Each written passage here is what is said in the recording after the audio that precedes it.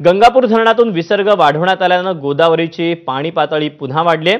नाशिकमधल्या धरणांच्या पाणलोट क्षेत्रात सतत सुरू असलेल्या पावसामुळे धरणातून विसर्ग वाढवण्यात आला।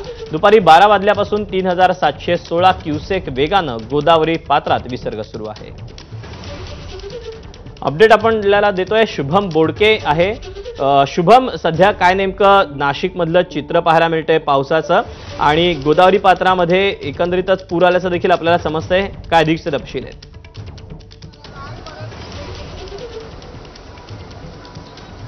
दीपक, आपण बघत असाल कालपासून देखील नाशिकमध्ये त्यासोबत धरणांच्या पाणलोट क्षेत्रामध्ये मोठ्या प्रमाणात जो पावसाचा जोर आहे तो वाढतो आहे आणि त्यामुळे गंगापूर धरणामध्ये देखील पाणीसाठा हा वाढतोय आणि गंगापूर धरणातला जो पाण्याचा विसर्ग आहे तो आता टप्प्याटप्प्याने वाढवला जातोय। आज दुपारी देखील गंगापूर धरणातला जो विसर्ग आहे तो आता वाढवण्यात आला आहे। जवळपास आता 3716 क्युसेक इतका पाण्याचा विसर्ग गोदापात्रामध्ये सुरू आहे आणि त्यामुळे पुन्हा एकदा रामकुंड परिसरातील जे छोटे मोठे मंदिर आहेत ते पाण्याखाली गेल्याचं पाहायला मिळतंय। सिद्ध पाताळेश्वर मंदिर देखील आता पुन्हा एकदा अर्ध्यापर्यंत बुडाल्याचं पाहायला मिळतंय। दुतुंड्या मारुतीच्या गुडघ्यापर्यंत या ठिकाणी पाणी गेल्याचं आपल्याला या ठिकाणी दिसतंय। तर शेजारच्या भागामध्ये जर बघितलं तर जो बाजारपेठांचा भाग आहे त्या बाजारपेठांच्या भागापर्यंत देखील या ठिकाणी पाणी गेल्याचं आपल्याला पाहायला मिळतंय। यशवंत महाराज पटांगण असेल, भाजी पटांगण असेल, वाहनतळ असेल, हे देखील आता पाण्याखाली गेलेलं आहे।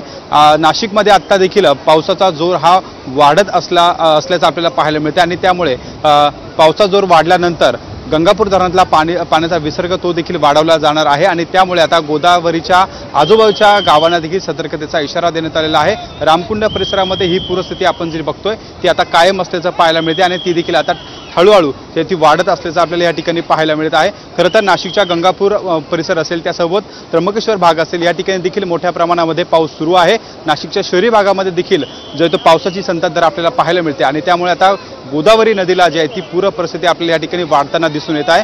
खरं तर आपण या संपूर्ण परिसरामध्ये जर बघितलं तर या रामकुंड परिसरामध्ये आजूबाजूचा जो परिसर आहे तो पूर्णतः पाण्याखाली गेल्याचं आपल्याला या ठिकाणी पाहायला मिळतंय आणि एकूणच आता गंगापूर धरणातून पाण्याचा विसर्ग वाढवल्यानं गोदावरी नदीला पुन्हा एकदा पूर आल्याचं आपल्याला या ठिकाणी पाहायला मिळत आहे। दीपक, शुभम, धन्यवाद दिलेल्या सविस्तर